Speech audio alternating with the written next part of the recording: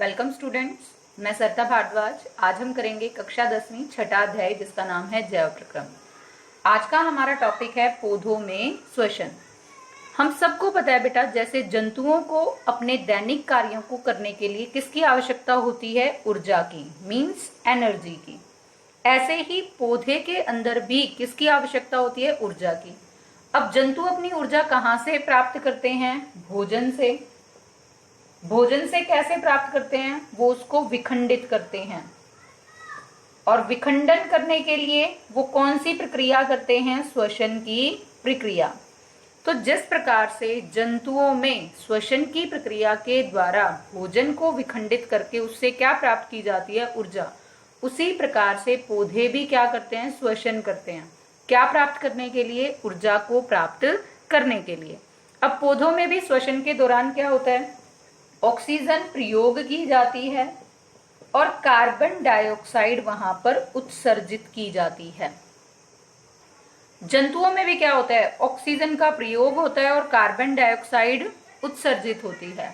तो इसका मतलब क्या है कि जो आपके पास ये ऑक्सीजन और कार्बन डाइऑक्साइड गैस है, इनको हम नाम क्या दे सकते हैं? रेस्पिरेटरी गैसेस, मीन्स श्वसन गैस और रेस्पिरेटरी गैस। लेकिन बच्चों, जो पौधों के अंदर श्वसन होता है वो जीवों से 3 प्रकार से भिन्न होता है। कैसे? पहला, पौधे का हरेक जो भाग होता है, प्रत्येक जो उसका हिस्सा है, वो क्या करता है? श्वसन करता है। मीन्स जो उसकी जड़ है, तना है, पत्ती है, वो सब अलग अलग से क्या करते हैं? श्वसन प्रक्रिया। लेकिन बच्चों, अगर हम जीवों में श्वसन के बारे में बात करते हैं तो उनके अंदर क्या होता है? श्वसन तंत्र होता है जो एक इकाई के रूप में होता है। जैसे अगर हम किसकी बात करते हैं? मानव शरीर की, तो हमारे अंदर एक श्वसन तंत्र है। अब उसका कैसे है? हम नाक के द्वारा सांस लेते हैं, वो क्या होता है? सांस की नली में जाता है, यानी कि श्वास नली के अंदर जाता है।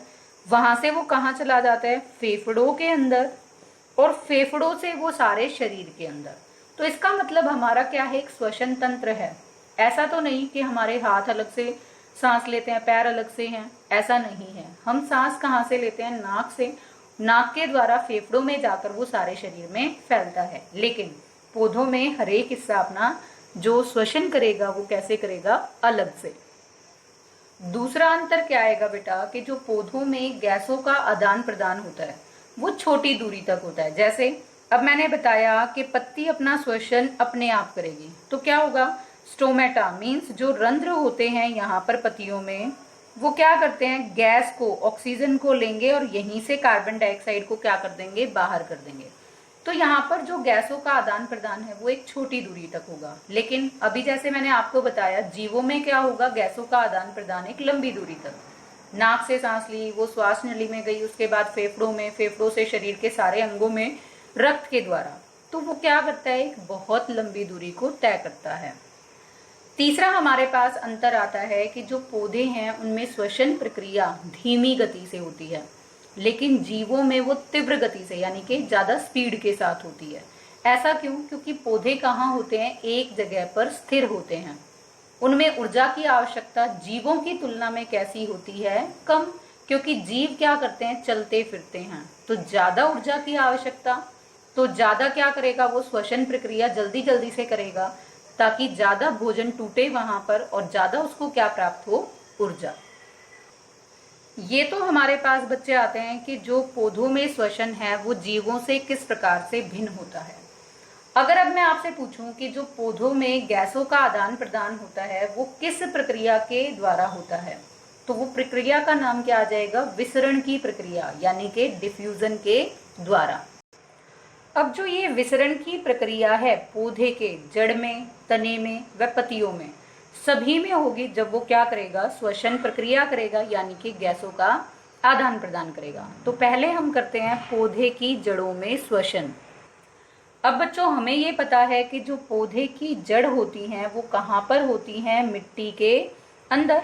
तो इसका मतलब क्या है कि जो पौधे ऑक्सीजन को प्राप्त करेंगे वो कहाँ से प्राप्त करेंगे? मिट्टी के अंदर से। ये इस तरह से मैंने क्या दिखाई? पौधे की जड़ें। ये यहाँ पर क्या है, इस तरह से मिट्टी के कण। तो अब जो ये मिट्टी के कण हैं, इनके बीच में क्या उपस्थित होती है, ऑक्सीजन। मान लिया यहाँ पर क्या है, ये ऑक्सीजन। तो जो मिट्टी के कणों के बीच में ये ऑक्सीजन है, इसी ऑक्सीजन को कौन ग्रहण करता है, पौधे की जड़ें। अब वो कैसे करेंगे, विसरण की प्रक्रिया के द्वारा। क्यों, क्योंकि यहाँ पर ऑक्सीजन की मात्रा ज्यादा है और पौधे की जड़ों के अंदर ऑक्सीजन की मात्रा कम है। तो डिफ्यूजन या विसरण क्या होता है, किसी भी गैस का उसकी ज्यादा मात्रा से कहाँ पर चले जाना, कम मात्रा की तरफ। अब ये जो ऑक्सीजन अंदर जाती है इस जड़ में, उसको कौन लेकर जाता है, इन पर क्या होते हैं, इस तरह से छोटे छोटे से हेयर्स होते हैं, बाल, या हम क्या बोल सकते हैं, रोम होते हैं, जिनको हम नाम क्या देते हैं, रूट हेयर्स। तो जो ये रूट हेयर्स होते हैं, रोम होते हैं, वो क्या करते हैं, इस ऑक्सीजन को विसरण के द्वारा जड़ के अंदर लेकर चले जाते हैं और सारी जड़ के अंदर उसको क्या कर देते हैं, फैला देते हैं। इस प्रकार से ऑक्सीजन जड़ के प्रत्येक हिस्से में पहुंच जाती है तथा श्वसन के द्वारा जो कार्बन डाइऑक्साइड यहाँ पर उत्सर्जित होगी, वो भी इन्हीं रोमों के द्वारा यानी कि रूट हेयर्स के द्वारा कहाँ पर भेज दी जाती है, जड़ों से बाहर निकल जाती है। और उसको बाहर निकालने के लिए भी कौन सी प्रक्रिया का प्रयोग करते हैं, वो विसरण या डिफ्यूजन की प्रक्रिया का। इस प्रकार से बच्चे, जो पौधे होते हैं उनके अंदर क्या होता है, जड़ों में श्वसन। अब अगर मैं आपसे एक क्वेश्चन पूछूं, जो थलीय पौधे होते हैं, थलीय पौधे यानी कि जो लैंड प्लांट्स होते हैं, वो मर जाते हैं अगर उनकी जड़ों को लंबे समय तक पानी में डुबो कर रखा जाए। तो अब क्वेश्चन आता है, ऐसा क्यों होता है। अब बच्चों ऐसा क्यों होता है, क्योंकि जो पौधे की जड़ें हैं वो कहाँ से ऑक्सीजन लेती है, मिट्टी के कणों के बीच में उपस्थित जो ऑक्सीजन है उसको ही लेती है। जैसे ही पानी की अधिकता होगी, ज्यादा मात्रा होगी, तो क्या होगा, जो ये मिट्टी के बीच में उपस्थित ऑक्सीजन है वो यहाँ से बाहर निकल जाएगी। अब मिट्टी के कणों के बीच में ऑक्सीजन उपलब्ध नहीं होगी। अब पौधे को कौन सा श्वसन करना है, वायवीय श्वसन। तो उसको किसकी उपस्थिति चाहिए, ऑक्सीजन की। लेकिन पानी की अधिकता की वजह से सारी ऑक्सीजन बाहर निकल जाएगी।